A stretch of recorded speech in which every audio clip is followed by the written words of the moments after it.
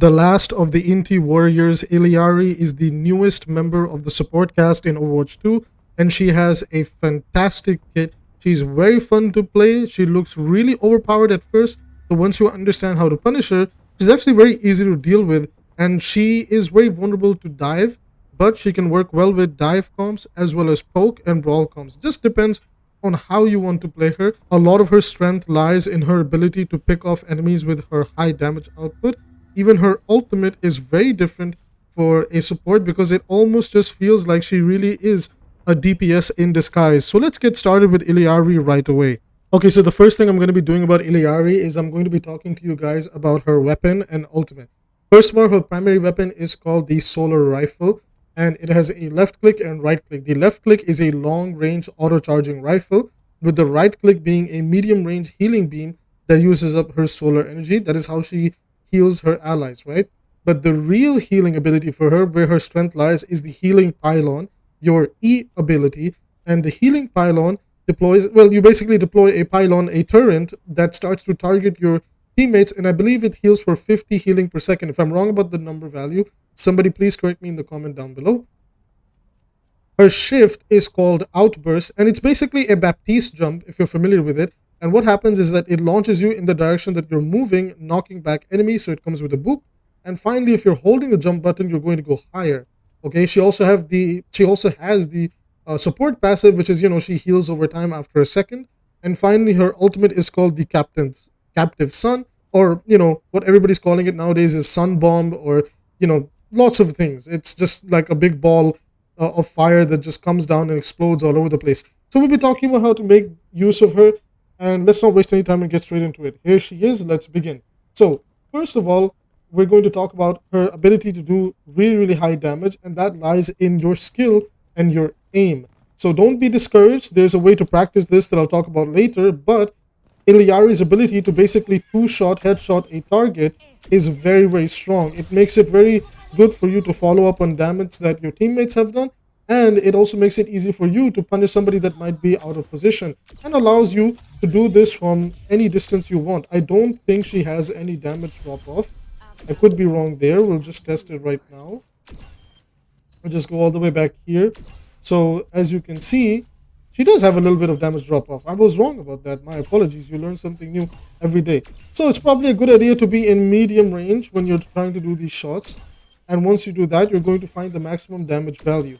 Anyways, besides that, her shift does give you the ability to boop a target away, and you have to be really careful with the shift because it's going to make you move in the direction that you're facing. So just be a little bit careful because, you definitely don't want to fling yourself into the enemy. Hold the S key as well as shift to move backwards with your jump. It will look something like this.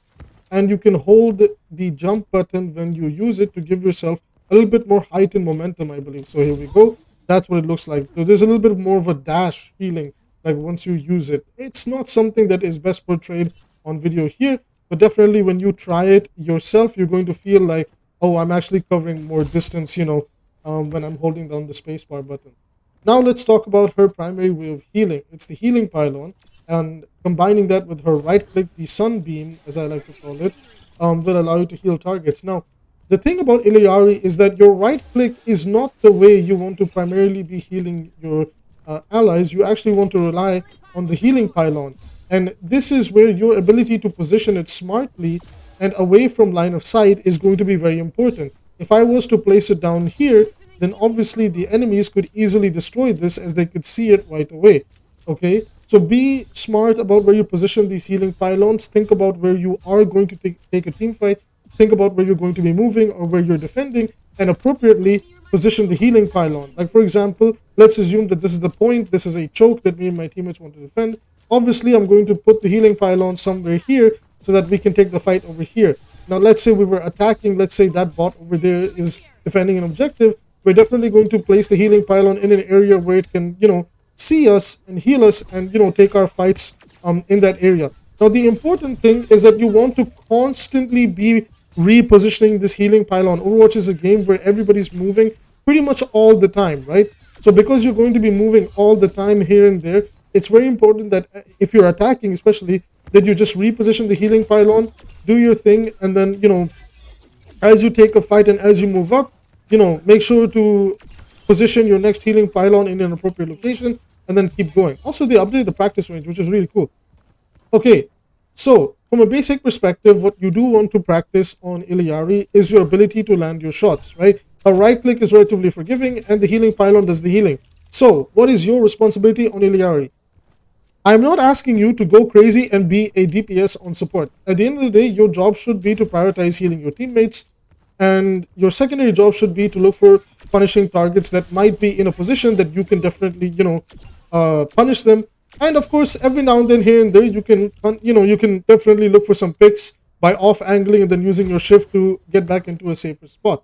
The important thing, is to realize when and how to make these plays, and I'll be talking about that as I show you some gameplay in a moment, because the final thing I want to talk about is her ultimate, the captive sun, the sun bomb, whatever people are calling it.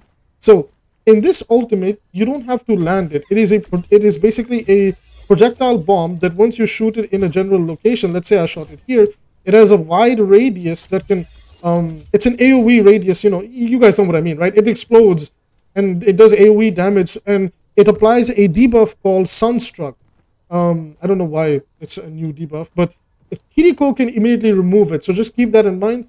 And because it's a projectile, D.Va can also eat it. What you're looking to do with this ultimate is you want to just throw it in a general location where it can catch as many enemies as possible, and then start applying damage. And the more damage you apply, once it meets a threshold, as you saw, this sun that latches onto them will start exploding. So it's really, really important. You're going to see in the gameplay videos in a moment, to make sure that your captive sun or your sun bomb, catches, in my personal opinion, at least try to catch two people, and at least from that point, try to land one shot on them. Okay? The final thing to be aware about is, as you can see, these white lines that charge up, this is your damage potential. You should always try to let this thing reach its highest point, or reach the midway point to do some decent damage. Because obviously, if you're going to spam like this, it's going to take too long to kill a target. But if you are disciplined and a little bit smarter with your approach, you're going to max your damage output. Now, you don't always need the max damage output. Sometimes if you damage a target, like let's say with the full, you can do halfway and then a little shot again. So it depends on the situation, but it's a good idea to have the discipline that, you make the most of the damage output. Anyways, with that being said, now I'm going to transition us into the gameplay part and show you how to play Illari on attack and defense. Also, guys, like, she has two L's. So is it Illari or Illari? Regardless, like, she's really cool. Let's go on to the gameplay side. Okay, so starting us off for the Illari footage, I got the chance to play her on New Junk City on the new game mode Flashpoint. It was really, really enjoyable. And over here, thanks to this game mode, I can explain both attack and defending right away. Now, over here, I'm coming back towards my team with the Mercy, and unfortunately, the enemy got the point first. So I try to take some cheeky angles where I'm trying to see if I can get, like, maybe some, just apply some pressure damage, build the ult, but I'm not overcommitting. The moment, I realized that they had a little bit of poke damage on me, I was like, alright, I'm out. Like, I gotta be safe. Now my Zarya is here, and I was able to scout out the Cassidy, and I started applying pressure to him. And fortunately for me, I was able to confirm the, the kill on him, and then I just followed my Zarya in. Now, over here, I was keeping an eye on my Mercy, walking in with my team. I was a little bit positioned aggressively. I was a bit too far forward. Over here, I helped the Genji get out, and I started applying pressure with my damage. Once I realized that, okay, I need to position a new healing pylon, I quickly brought it up, and it had line of sight on my teammates. And because the healing pylon is our primary source of healing, while obviously I should, also use the right click, I did start to do some poke damage here and there. So while I'm not securing kills, I am applying pressure that will allow my teammates to secure kills. Remember, primarily my job is a support. As a support, our job is to enable and support others. We are not the primary source of damage dealers. We got 3 characters on our team designed to do that. Yes, we should definitely try to help, like the poke damage I'm doing here towards the enemy, as well as working with my Genji, Junkrat, and Zarya. But primarily, we want to keep an eye on our teammates, make sure our healing pylon is in a good spot where, we want to try and avoid the line of sight. and just keep supporting the team. I use my ultimate over here and I toss it down towards the enemy. The Genji actually starts to follow up on it. Now, while I didn't get the the debuff sun explosion to confirm the kills, the damage dealers as well as the tank were able to take advantage of it, and I secured myself a nice kill on the Jungle Queen on the side. Now I'm going to go forward over here onto the next part of the map.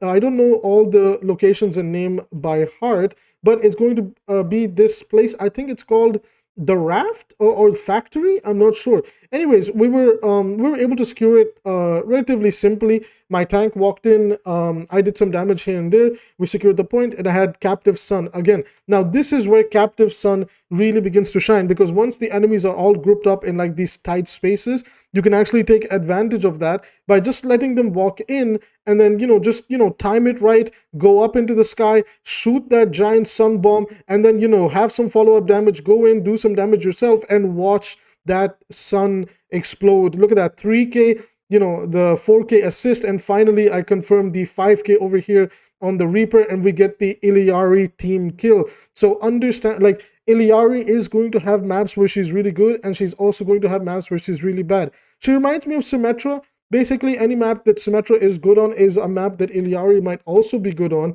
and she's also going to be really good on maps with longer sightlines. So because she has this Swedo like Swedo sniper playstyle, it's a good idea to play her on maps like Circuit Royale as well, because you want to take advantage of that medium range. The healing pylon can also be positioned over here. We're playing Circuit Royale. I was actually very confident over here, and since this is quick play and she's not out in comp yet, I just wanted to see if what I could get away with. And as you can see right now, the enemy is feeling very pressured by me. They're not really trying their best to slow me down. And I was able to take some cheeky shots here and there, confirm the kill on the Reinhardt right over there. And I allow my healing pylon to be the primary source of healing, and I only really use the right click when absolutely necessary, because it runs out very quickly. Look at this, I'm applying pressure onto the Hanzo. He's hiding, he's scared, and we just secure yet another kill. It is so fun. This character is really cool, really fun, and her potential to do so much in the game just relies on you as a player. Be attentive, be aware of where your healing pylon is, constantly reposition it if you need to. Be a little bit aggressive with the sunbeam, but make sure you have cover. As you can see, the way I'm using the building on my left to provide cover, because it's not like you're immortal when you use it. So be a little bit careful about the way you approach the game, right? And yeah, her playstyle is relatively simple and straightforward. She doesn't really have any quote-unquote complexities in her kit. And this is just, again, the way I like to teach characters is trying to simplify everything, because Overwatch can be a complex game once you start putting all the characters and mechanics together. So the way I like to teach it is, again, for those of you more familiar with my channel, is I like to simplify things. And I'd like to think I did a good job with this one as well. So a quick summary on, what to do with Illari. Just position yourself behind your team. Remember, you're a support. While yes, you can look for chances to try to get a pick or something like that, don't make it your primary job. Keep it your secondary job. Help your team, apply pressure with your shots. You don't always need to confirm a kill, but it is nice if you can do that.